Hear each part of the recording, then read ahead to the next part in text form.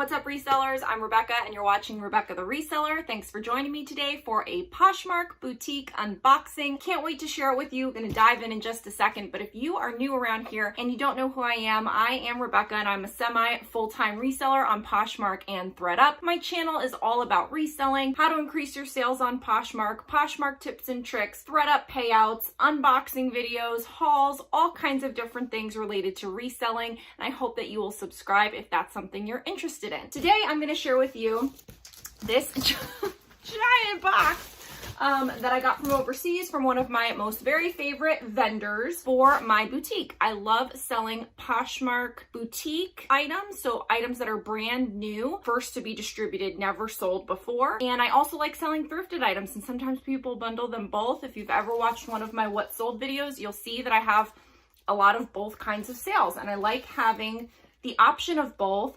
One of the very best benefits of having a boutique is doing the work once and being able to replenish an item and not having to do the work, but selling it again and again. And that is my very most favorite. And I share with you a lot of all of the tips and tricks, lessons I've learned, and how I've made tens of thousands of dollars with my Poshmark boutique in my Poshmark boutique course, which you can find a link to down below. So I already opened the box because it's like a whole process. This comes from overseas, so they really tape it up. I'm just taking the first things off the top. I ordered 9 of these, and this is a restock, so I'm just gonna show you one. I'm just getting them all out of the way. They are big, white, fluffy, cozy, open front cardigans. You may have seen, if you watched a previous boutique unboxing, sorry, the wrapping is really loud. I think I unboxed a black one. And so this is the white one. And oddly enough, I ordered them in black, white, and like a khaki, cream, camel, caramel, whatever color. The white, oddly enough, sold the best. Look how pretty this is. So it's fluffy, it's a little oversized, it's cozy, all those great keywords. And so I think I ordered medium, large, and extra large in this round. And I just realized I printed out my order, but I left it over there. And I also had a Post-it. Oh, the Post-it is here with all of my information, so I might as well just tell you that now. So I ordered a total of 55 items. It cost me a total of $324.68, including shipping from China. And so that brought it to a grand total of $5.90 each. That's super high for me. Normally, my boutique items cost me, most of my orders, I try to get it to around $2 or less. And you may be wondering how I do that. I share all of my tips and tricks on how to do that in my Poshmark boutique course. Again, the link is down below, but I have kind of a system, how I figure out my vendors, when I place orders, how much I order, what I order when, how to make the most out of an order so that you're getting the most for your shipping, and just a lot of like really nitty gritty tips and tricks, because I hear that a lot of people have spent money on boutique items and then they don't sell, or they've just spent a lot of money on boutique items and then they have to sell them for such a high price, but nobody wants to pay that high price. And so I've just really found a sweet spot with the types of items, how much I order, when I order, to where I'm not spending that much. And so it makes it a lot more manageable of a sale and makes it more likely that a sale will occur.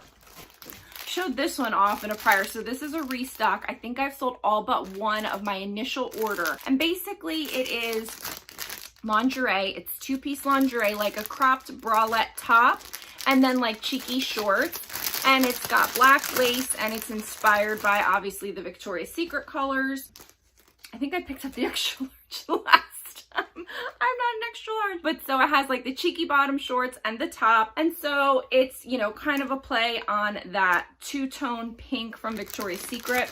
I got them in a couple different sizes and I've sold all but one, so I did a restock on that. So we'll see how these do as we get more into summer. I don't know if it was because it was like a good holiday time seller, maybe around Valentine's Day these will do well. I'm not really sure.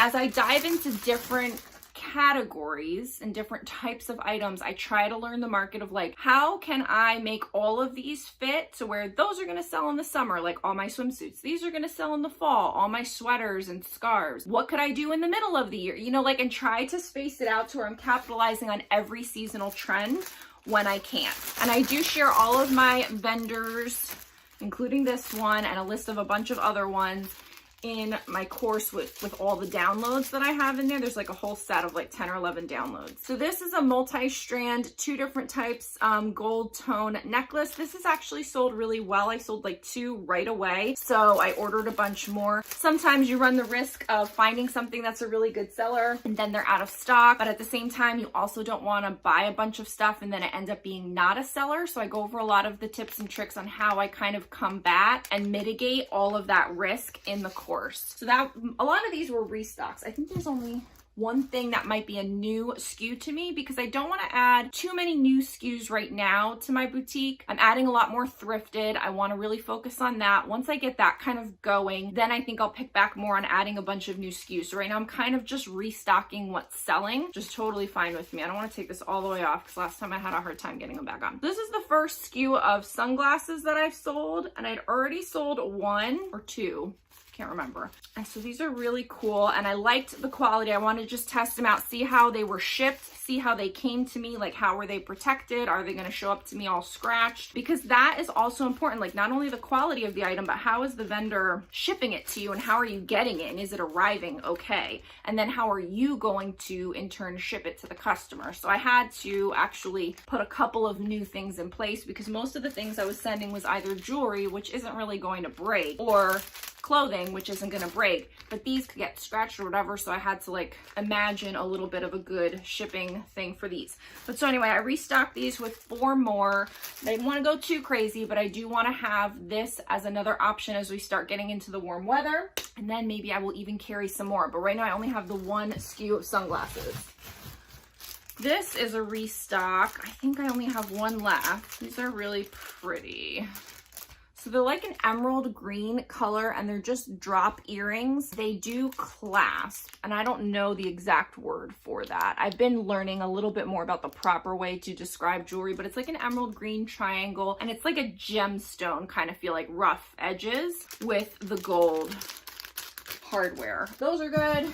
And you gotta always love, they always send so much bubble wrap, but I never have to buy bubble wrap ever again. So these are blanket scarves, basically. A blanket scarf, a wrap, a poncho, whatever you want to call it. There's lots of words that people use, I'm finding, to describe these. However, I did find a brand new keyword, which I thought was really cool, called Ruana.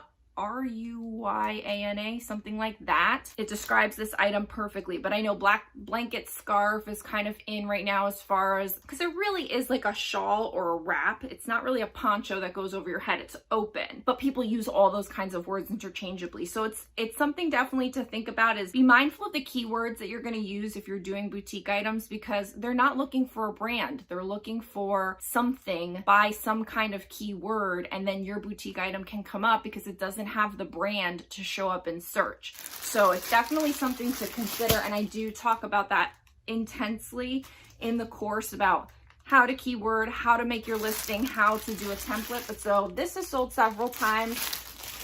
I only ever ordered 1 at a time before because I didn't want to be stuck with these big giant things, but they do fold down. I mean, it's not too bad, but you do also want to keep that in mind when you're ordering, especially if you're ordering at different parts in the season. You want to make sure you're keeping all of that stuff in mind. So this is a size add-on. So I ordered this. It's like a waffle knit lantern sleeve, or what's the other word? Balloon sleeve, oversized, could be kind of off the shoulder, slouchy top. And they're in my Poshmark closet. I'm not going to take it out because I hate folding them back up. It kind of reminded me of a Free People look, because it's that waffle knit, like their thermal waffle knit, whatever it's called thing. That's, you know, whatever. These are plain. They don't have any of that boho patchwork kind of handkerchief, you know, stuff on top of it like some of the Free People things do. These are plain. So this is kind of like a cream color, and that was the first one I started with, and I ordered it in a medium, large, and extra large, and they sold really well. So then I decided to add the small, because I'm always really hesitant with size small. I've gotten burned in the past, some of my very early boutique purchases where I made a lot of mistakes and got stuck with a lot of inventory, and I share with you all of my mistakes in the course because I don't want you to make the same ones. You can start where I am right now without having to do all the shenanigans that I did in the beginning. Man, will you be so better off?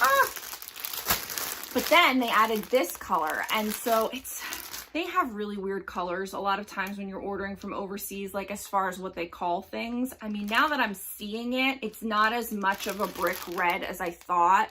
I don't know, it's more of a caramel color, or I don't know, I'll have to look this up because it's more of a brown than a red. But I still think that it's an earthy tone. It's still kind of, you know, on trend. It may be a little late for this season for something like this. This might wait around till next season.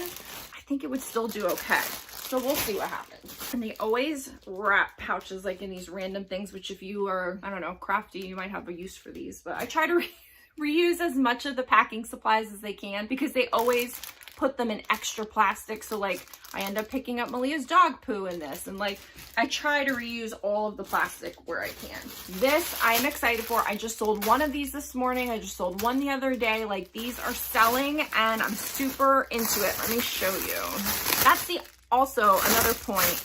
Keep in mind how a vendor that you're working with sends things out. Like this is individually packaged. You don't have to do anything else. You can just ship it like this. I usually just stick my thank you card inside and call it a day. Same like with this. With the jewelry, I usually put it in something, and I talk about in the course how I ship my jewelry, how I package it, everything I kind of do with that. The sunglasses, I had to do a whole different thing because obviously want to protect it. But something like this doesn't come in anything. So then you have to make sure that, you know, are you just going to ship it like this? Is that what you want your boutique experience to be? So I actually do a couple things with this. I actually just shipped one out today. I kind of fold it like this because it's totally, you know, totally malleable. It's reversible animal print, leopard, whatever on this side, and then you can reverse it and it's black on this side, and it's just a super in style bucket hat. Yes. So I'm really digging selling hats right now.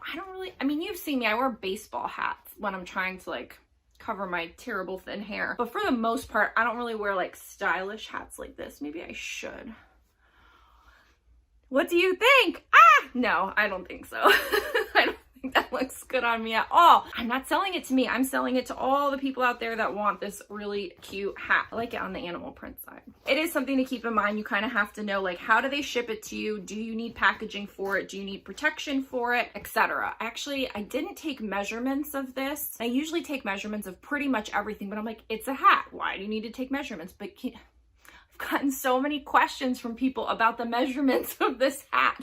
So I think today I'm going to take some measurements and take a couple extra photos and put it in the listing, because you never know who's not buying but doesn't ask you a question. Like, we know all the people that ask questions, right? And then we get upset when they ask us a question and then they don't buy and whatever. But there's lots more people under, you know, under the sea there, under the whatever iceberg. I don't know, what am I trying to say? But under the what?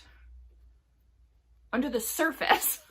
God, what's wrong with me? Under the surface that aren't asking you a question, but have the question and would buy if you would have answered the question to begin with. A lot of the listing help that I do and listing advice and listing tips and tricks that I give for Poshmark in my like Poshmark closet reviews or my Poshmark Tough Love series that I'm doing right now. And then even, of course, in the course, because I go through exactly how to craft a listing. You just want to give them every reason to buy and no reasons not to buy. And for me, I didn't realize that not putting the measurements was giving people a reason not to buy. And so now when I take a couple extra photos and add in those measurements, I'm going to give more people every reason to buy because they now have all the information. So you can go in and improve, revise, and tinker with your listings, but pretty much I don't do anything with my listings except relist them from time to time for my boutique. It's done, that's it. And I get to sell it over and over again. I mean, these I've restocked a few times now and I haven't done the work since. But I am going to go in and just improve it a little bit with these measurements, but that's all I have to do to it. Whereas everything I'm looking at on my rack behind where you are is like all these things that if I want to sell that item, I have to photograph it, list it, do all those things. And then once you sell it, you ship it and you're over and you have to start again. With boutique, you get to do it more than once. And that's why I love it. So I really hope that this was helpful to you, just to give you a little bit of an idea of what I sell in my boutique and what's been working and kind of the ways that I I think about what I'm putting in my boutique. I will tell you, I'm gonna keep doing little bits and pieces here and there on my channel about my boutique, just to keep letting you know and to share little tidbits with you. But the Poshmark boutique course really does go in depth. Like, if you guys know, I'm pretty analytical, pretty detailed. I kind of like really analyze everything. I share all of that with you. The modules are meaty. Like, it's a meaty course. It's not just surface level fluff. It is a meaty course that you can really dive in and be like, okay, I'm going to add boutique to my Poshmark closet. This is what I'm doing in 2021. Is, you know, a boutique worth it for me? Let me find out. Let me take the course and then move forward with it with all the information. So I hope that you guys will consider, again, take a look down in the description below for the link, and I will see you guys in the next video. Like and subscribe. I've always got lots more stuff for you. We'll see you next time. Bye.